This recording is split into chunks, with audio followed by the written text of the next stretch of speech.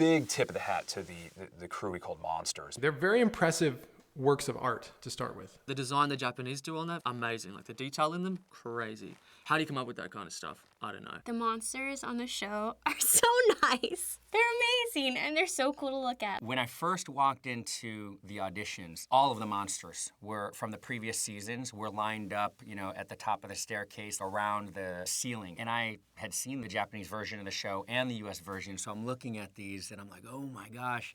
They're actually like life-size, they're huge. Standing next to Diabolico, for example, I'm like looking up at him, you know? And I'm like 6'1", so I was like, whoa, these are huge monsters just walking around. My friend Ivory Stanton was a Monster Wrangler for years, and he would have 50 monster costumes to handle. Those guys just did an outstanding job. Generally, as I remember it, what would happen is the new kind of feature monster for any episode would sort of show up in a box from Japan and would be incredible. The build on these things, they were beautiful. Every season, we receive 100 monsters or so from Japan, and they're all in pieces. Sometimes we don't know what condition they are in when they arrive from Japan. So it's my job to put them together and figure out what's missing and what needs to be fixed. So when we match the Japanese episode, they meld together. So sometimes I'm on set with the monster, puppeteering the mouth or the eyes, working with the actor. Other times I'm in a shop building staffs or gluing things, painting, freshening up the monster to make them look all brand new again. There's a lot more that goes into them than you really appreciate from just looking from a distance.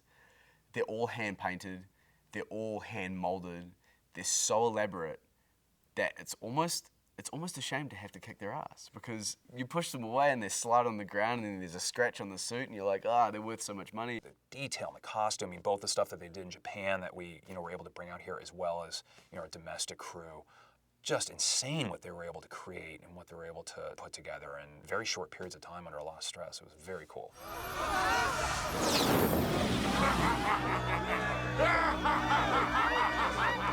Go! Run! Run! Rangers, so good to see you again. Typical day being a Monster Wrangler entails going to the shop, grabbing the monster, taking them to set, whether it's on location or on stage, making sure the batteries, the lights, everything works, and making sure that when the stuntman gets in there, he can fit, he's zipped up. When we do film, I have to make sure that I know what the actor's lines are so I can puppeteer to make sure that he looks convincing and he's really saying his words, his lines. And then also, if anything should go wrong with the outfit, I can repair it on the spot. And then that's it. This is not a game, you hooded has-been. You're looking at the new top banana. More like a rotten apple. Quiet! As soon as I figure out how this thing works, I'll turn you all into monsters. The teammates I work closely with on the show is Mark Richardson. He's the prop master. He's fantastic and is very creative. I love working with him. Kristen Katina, she was my right-hand partner as a Monster Wrangler also. She's fantastic and a lovely person. And just basically the whole group, the whole crew was fantastic. Loved working with everyone. We became a family after seasons working together. I remember, it's just a funny thing with John Contents was our monster guy. Him and a guy named Ivory. Ivory was brilliant. He went on, he just did Batman. I mean, the guy is really great at costumes. But John Contents used to drive this micro mini van, a Volkswagen van, and it had like faded Alice in Wonderland pictures on the side, but he'd put all the monsters in the van. And so he'd drive with this van full of these giant monsters. And I remember we were at second unit and he was late, or he had to get something. He was coming back and he got pulled over by a motorcycle cop. And our location is at Hughes Park, Lake Hughes Park. And we're watching, and you see the motorcycle cop guy walk up, and he's looking in the van. He walks up, says something to John. We can't hear what he's saying. We just see the motorcycle cop with the ticket book drop his head and go like this to him. And John pulls up, and I walk over and I go, John, what happened? He goes, oh, I got pulled over for speeding. I go, I know, but what happened? He goes, well, he walked up to me and he goes, you know, there's monsters in your van. And I said, you see them too? That's no dumpster. That's my wife. Just kidding, sweetums. Oh, send you a card. And then I discovered where the power chamber was. And with one touch of this little finger, I blew the Rangers into high heaven. I'm wearing a t-shirt from the monster department. That was actually my favorite department to go to visit. And the guys that actually take care of the monster suits, they're so cool. They're like dreads down to here, and they look scary, but they're so sweet. The monster department is full of, it's like 4 or 5 guys. It's Dave's team, and they're in a small room with like 20 monster outfits and gas masks and paint, and they just have a blast making these outfits, and they come up with voices for them, and then they give them to the stunties. And then obviously once the stuntmen put them on, it's like they're the ones that are bringing them to life. They watch the footage and they can see how that monster moves, but they have to be really animated. They have to really be convincing as that monster. And each one has their own personality. And so when that actor in the suit moves and has their own gesture, it really helps make that monster come to life. We have a job for you. All right! Woohoo! I cannot wait to get ramped up and rolling! Soon, Org. Soon. I was already feeling very much like I'd achieved something wonderful when I could perform these stunts in my spandex costume, which was very easy to move in. And then I think about the stunties who were all working inside these elaborate, large, kind of cumbersome costumes. They're very, very, very hard to move in the costumes, and very hot as well. Like some of them you've got hunched over. And yet they're having to pull off the action sequences in those. I mean, it's hard enough to do it in normal clothes, and having to do it with big flailing limbs. They're kicking and punching and flying, wearing these crazy heavy rubber costumes. It was incredible. I was just in awe. Every time I started to feel like I could complain about, oh, I'm having a bit of a difficult time, I'd look at them and just think, I have it very easy. I don't know if most people know this, but my minions would actually be the stunt doubles for the Power Rangers. So it was always very interesting to watch them. Very well trained, their movement, they're real artists. And they all had to train for, I think it's 4 years in this physical acting school before they're even allowed to start auditioning for stuff. Right, so these guys go through a grueling training process. And then by the time they get out and they book a job like Power Rangers, they come on and they're working every day, 6 days a week. Some of them had been on the shows before, so the experience that they brought to us was incredible. And if you ever were to get into one of those suits and try and do what they do, it's pretty amazing. You know, everyone thinks, oh, it's nothing, but it's pretty hard what they do. I'm in awe of them because I know how hard they work and all the martial arts and all of the beating that they get from just fighting and doing all of the stunts. I've done a little bit of martial arts, but I'm not a martial artist. I'm not, Mike Chat by any stretch of the imagination. And so I wasn't quite as precise as some of the other cast members might have been, especially in years before. So it's a good thing they had those big foam outfits on because there was a few wayward kicks that I'm glad they had some protection. And they fight really hard. When you've got to fight a monster, they punch really hard. Like you think they're like cushioning like styrofoam? They're not. They throw a punch, the monsters. So they keep you on your toes a lot.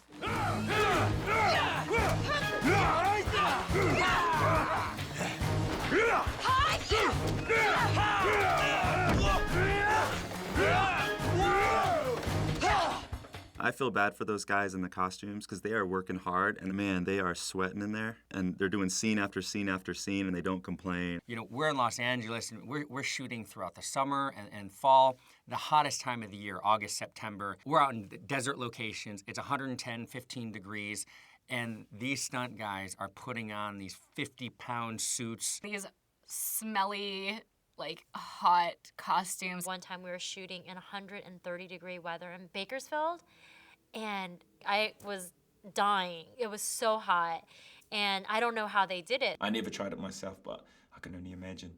So when they used to take their helmets off, they'd be sweating like crazy.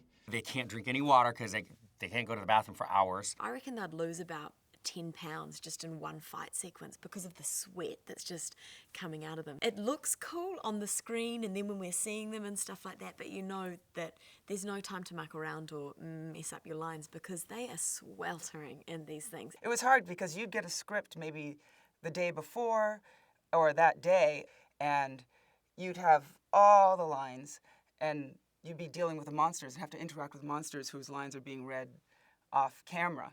And so you'd have a big, huge monologue, and then everybody, like the monsters, would be all frustrated because they're hot. So if you messed up a line, you had to take it over. You know, it's like, I'm sorry, I have all the lines. I have to remember them all. But those poor guys in those costumes were just like melting under there. So you'd really want to be able to step up and hit it the first take or two. Oh, that measly mouthpiece can't do anything right. Let's give him a leg up. Fire the torpedoes. It was kind of difficult because we're supposed to have dialogue with the monsters a lot, but it's Japanese men standing in a rubber suit. They're not speaking English. So, you know, you might have the American dialogue saying, I'm gonna get you now, or whatever. They're speaking in Japanese, so you'd have no idea what they're gonna say next. Of course, the voiceover would be done in post-production for the monsters' voices to be the English thing. So when I was actually working, that was something I got used to, but it was kind of unique in the beginning, different than any other acting experience I've ever had. You must convince your father to give me a small extension.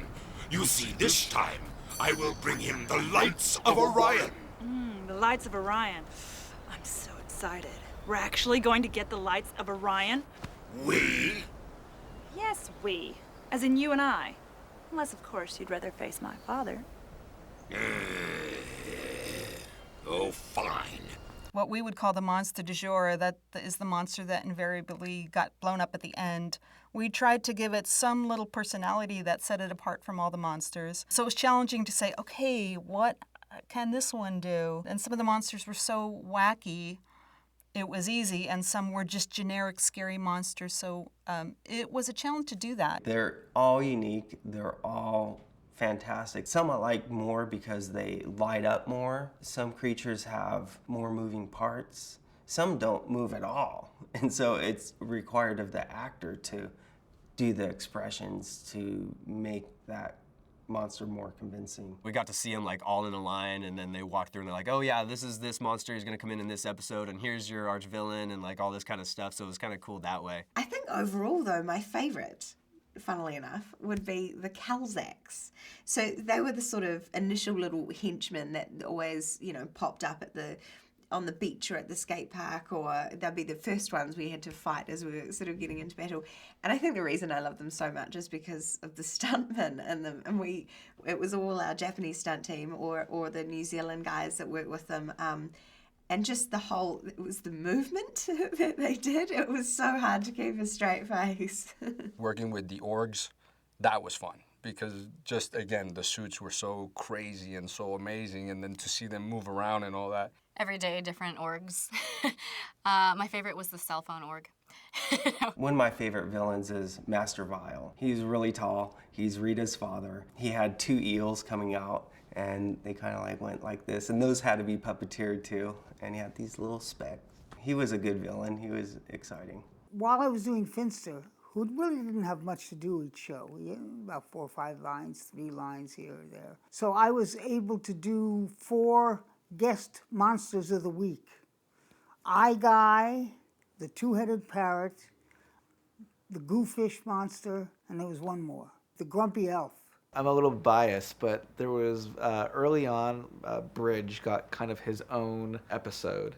And the monster in that, I think her name was Hydrax. She was kind of this plant-like flower creature that had these powers of water and plants. Because I actually got to work with that costume the most, I think I would say that that would be my favorite.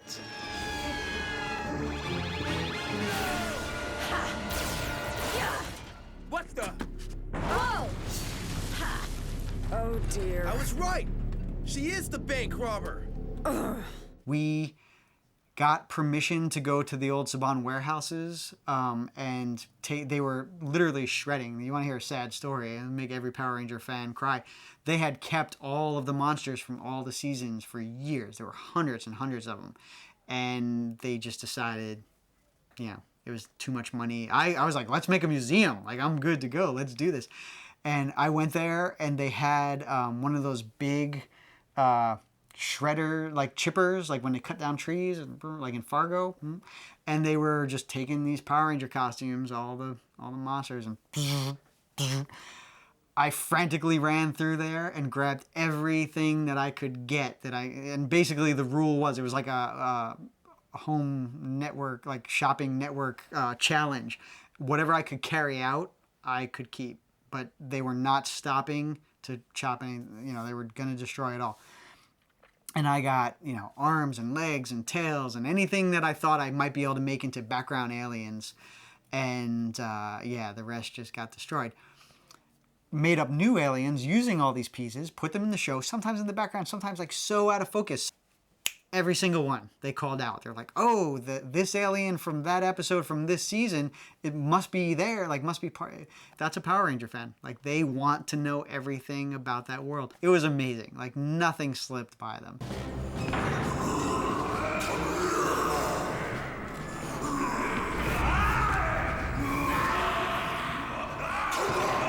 These are the better behaved convicts.